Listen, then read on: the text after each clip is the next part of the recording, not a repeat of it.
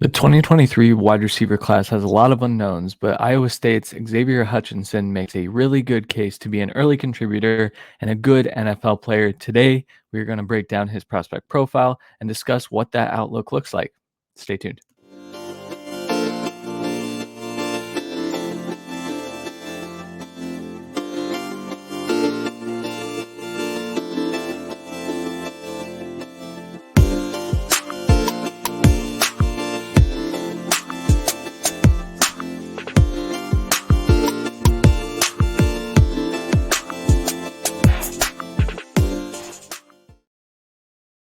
Everybody, welcome back to 2023 NFL Draft Prospect Profiles. Today, we are talking about Xavier Hutchinson. If you've missed the previous profiles, they are all up on the YouTube channel, so make sure you like, subscribe, hit that notification bell as well. And we don't do a good job of promoting it, but if you're watching, you see on the screen the other way, we do have a Patreon, patreon.com/the Debbie Royale.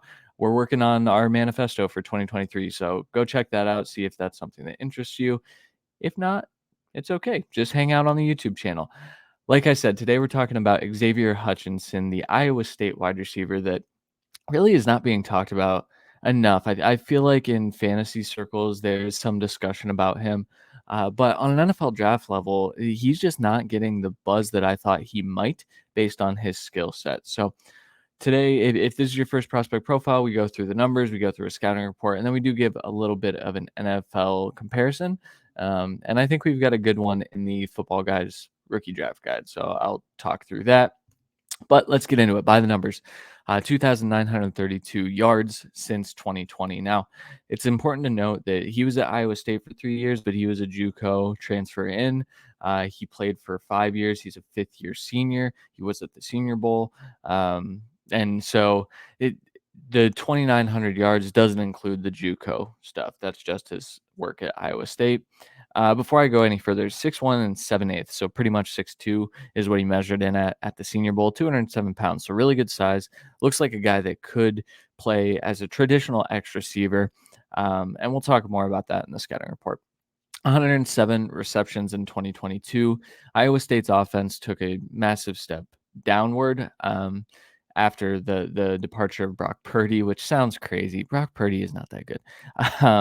But Xavier Hutchinson really stepped up and became that safety net and really turned into the basis for the offense, right? So Breece Hall departed as well, so they decided to throw the ball, and they threw the ball to Xavier Hutchinson quite a bit.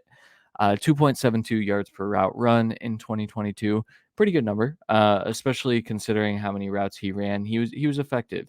He had over 1,100 yards. He was just an efficient, effective route runner. We'll talk about that. 4.9% drop percentage in his Iowa State career, so pretty low. I'll talk about his hands. I think he's got consistent hands, but I think that there are times where he does have a few concentration drops, and if that's popping up on film, but we've got his drop percentage down under 5%, I think that means that he's got pretty solid hands. 98.8 passer rating when targeted.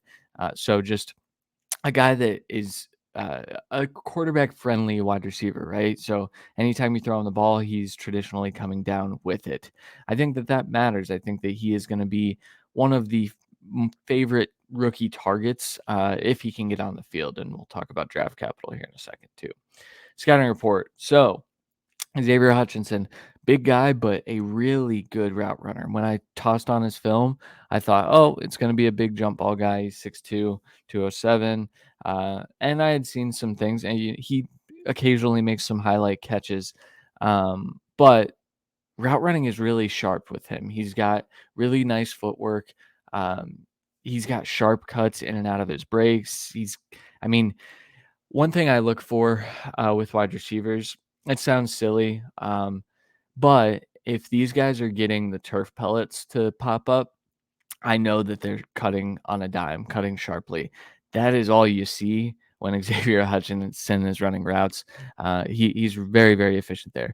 And that is combined with a good release package. I think, if you press Xavier Hutchinson, he's got a good counter to that. I think that he is able to work open from just a release, but he doesn't need to because he's a really good route runner as well. High pointing, I think that he does a good job when the ball is in the air. I think he goes and gets it. And that's good. You like to see that out of big guys. I think we're in this receiver class, we're talking about some guys that might not do that as well. And I think Xavier Hutchinson does a good job in that aspect. And then the hands, we talked about it. He has some concentration drops. I think that I noted on his film, like I don't know what kind of drop percentage he'll have. And then I went to the numbers and saw that it was only about 5% over his career. It was a little higher, I believe, this year with the increased targets, but that's what's going to happen, right? And I think that overall, his hands are as solid as they can be. And once again, that's going to be a quarterback friendly type of receiver. So let's talk about the weaknesses a little bit. So physicality for a 6'2" guy, he's really not that physical. I think you can get him pushed off routes a little bit. I don't think he's going to overpower you or bully any corners at the NFL level, especially when he's lining up outside.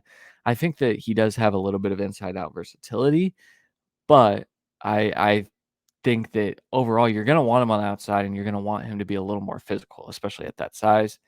Yards after the catch ability, I think that he's fine in this aspect, but he doesn't do anything special after the catch. I think he's more of your possession receiver, your guy that can go move the chains, and your guy that, like I said, once again, quarterback friendly, but he's not going to be quarterback friendly in the sense that he's going to get quarterbacks a ton of extra yards after the catch. He can get 5 to 10 yards after the catch, but he's not breaking away.